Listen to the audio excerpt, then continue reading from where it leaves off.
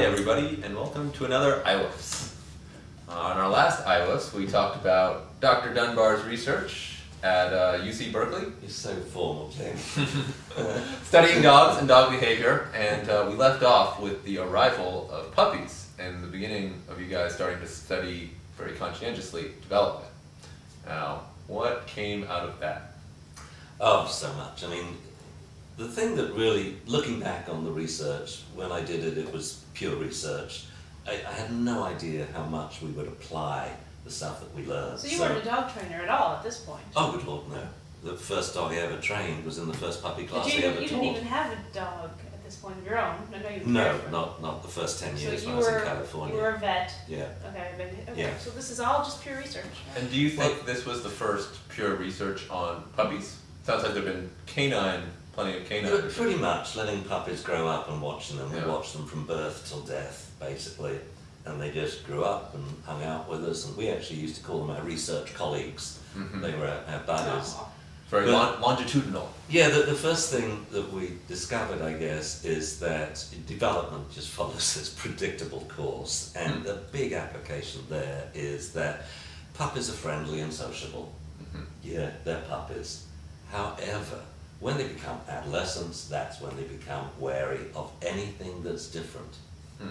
And that's when pet dogs start fighting. Which that's makes sense, right? Of course it makes sense. A baby has to be open to new experiences because everything is new. Yes. They have to be trusting because they need care.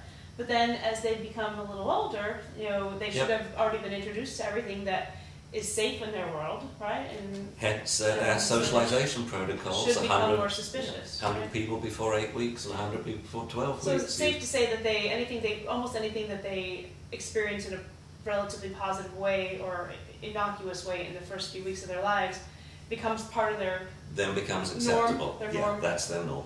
So the idea is to get as much norm. And you want the norm to be all-encompassing, everything. You simply cannot socialize young puppies too much.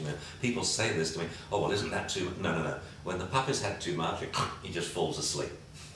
So you socialize them to people, the big thing. This is when they're younger, obviously. As they get older and that window starts to close, maybe you could stress a puppy. No? No, not if the socialization is pleasant. I mean, by definition, socialization is meant to be pleasant. Gently handle and hand feed. And the puppy says, I love this. And they do. They have the ability they just fall asleep like that. Yeah. One moment you're training him to sit, the next moment he's fallen over and he's fast asleep. So you guys brought these puppies in and there was already an existing colony? So there were... The puppies were born of mums and dads in the colony. So then you isolated the puppies on their own? For the first 8 weeks, it was mum and the puppies. Mm-hmm. And here comes the biggest discovery of all, I think. The first thing you do when you're studying behavior, you watch the animals, you write down everything they do. Right. So puppy, he's sleeping. Mm-hmm. Then he wakes up, he scratches, he yawns, he takes a few steps, he pees. Well, think of the application of that one. Mm-hmm. Short-term confinement, wake up every hour. And then they find another puppy and jump on him and bite him. And then they bite and bite and bite and bite. Occasionally they wander over and poop, then they get peckish, they suckle with mum, they fall asleep. So that's the cycle. So we watch them for several weeks and they have this cycle. And now we've classified all the behaviours, everything in the puppy's repertoire, so now we're looking at frequencies. Well, the most common thing puppies do is sleep. Mm-hmm. The second most common thing they do is bite other puppies. Mm-hmm. Really? You forgot the number one common thing overeating. When you time sample. So, I missed that, Debbie. You missed the number one thing they do, which is look adorable. Look adorable. So cute. So we're time sampling, so we're doing it objectively. Every 10 seconds you look at the puppy, what's he doing? Well, biting, we found, was the most frequent waking behaviour. So I then asked all my students and my undergrads, and I said, right, I want you to answer this question. Go home with it, it's homework, tell me tomorrow morning. Why is the most frequent behaviour in young puppies biting, and why do puppies have needle-sharp teeth? And all of the students and the lab tech had the same answer.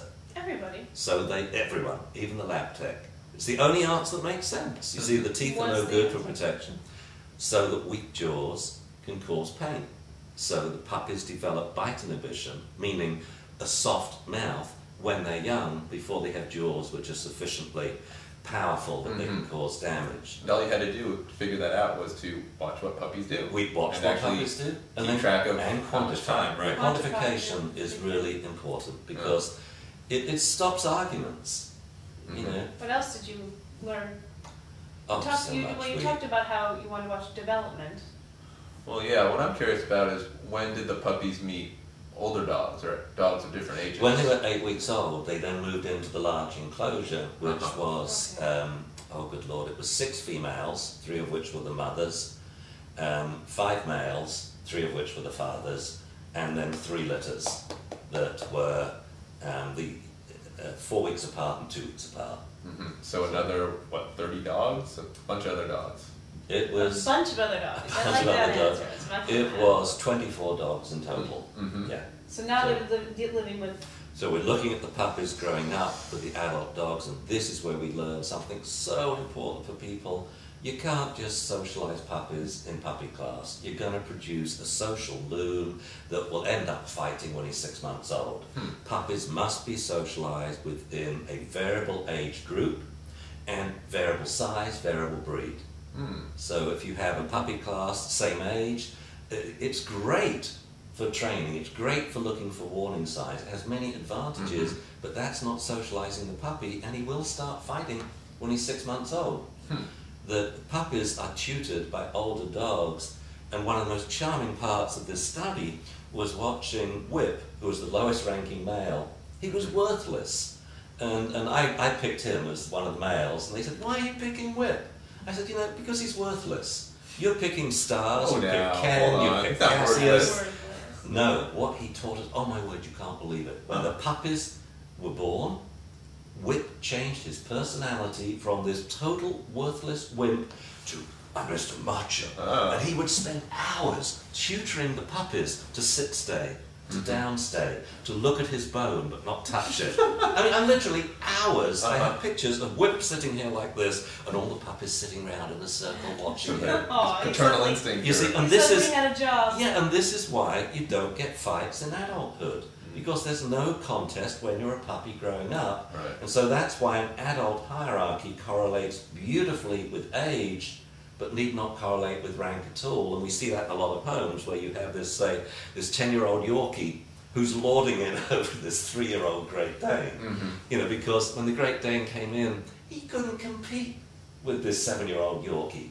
You see? So this is applicable in the sense that puppy socialization, as you said, should be across different age ranges, which means puppy play group is an important thing, or some kind of continual play. You've got to, or mixed class. What we need to do with puppies is when we have our puppy 1 and our puppy 2s, we want to have a once a week puppy social group, membership only for the dogs which have done puppy 1, puppy 2. They got bite inhibition, and they meet every Sunday. So a young puppy can come into this, and the ages range from 4 months right up to 10 years.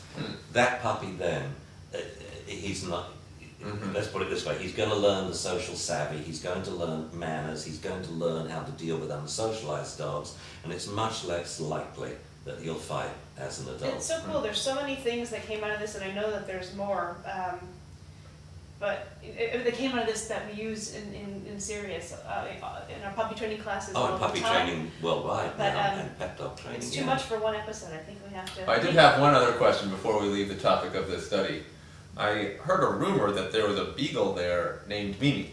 That's my mom's name. I was wondering, is that just a coincidence or is this some sort of conspiracy? I think what Mimi contributed to pet dog training is so important. Are you talking about my mom now or the dog and stuff? I'm talking. Probably both. Well, I'm talking about both. All right. So I think we should come back. SIRIUS, and, Mimi and SIRIUS. This is going to be the cliffhanger. What did Mimi, the person, and the beagle contribute to pet dog training? All right. I think. Stay tuned. Come back, for the folks. exciting conclusion. Well, thanks for listening, guys. Bye-bye. Bye-bye.